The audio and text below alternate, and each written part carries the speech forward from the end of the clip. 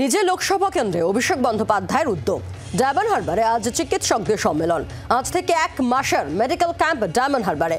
আজ বহু চিকিৎসক সম্মেলনে অংশগ্রহণ করবেন।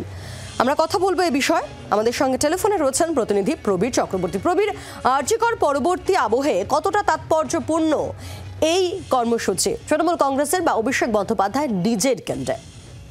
দেখো, ডায়মন্ড হারবারে আজকে অভিষেক বন্দ্যোপাধ্যায় একটি মেডিকেল ক্যাম্প শুরু করতে চলেছেন সেখানকার মানুষদের জন্য। প্রায় 1 মাস চলবে এই মেডিকেল ক্যাম্প। এর পাশাপাশি একটি ডক্টর সামিট আজকে রয়েছে। চিকিৎসকদের সঙ্গে কথা বলবেন বা চিকিৎসকদের সঙ্গে আলোচনা বলতে পারো, সেই আলোচনা সভায় আজকে অভিষেক বন্দ্যোপাধ্যায় থাকবেন।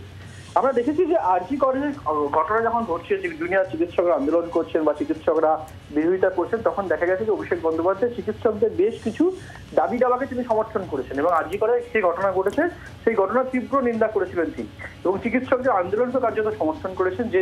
যে দাবিতে আন্দোলন হচ্ছে, তাদের নিরাপত্তা থেকে শুরু করে বিভিন্ন বিষয়, সেগুলো সঙ্গত।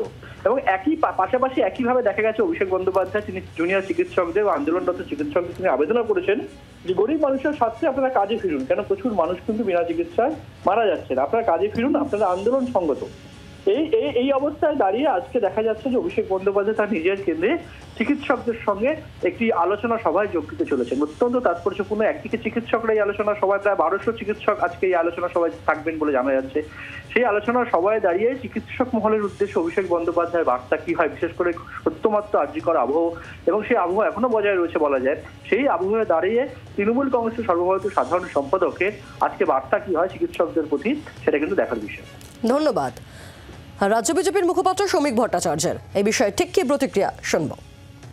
মানুষ তৃণমূলকে চিনেছে, জেনেছে, ছেড়েছে। চিকিৎসকরা যারা আসতে বাধ্য হচ্ছেন, ওই 1200 চিকিৎসকের মধ্যে দেখবেন 1150 চিকিৎসক তৃণমূলের বিরুদ্ধে ঠিক প্রয়োজন রাস্তায় নামবে। বাংলার আওয়াজ, বাঙালির আবেগ, জি 24 ঘন্টা।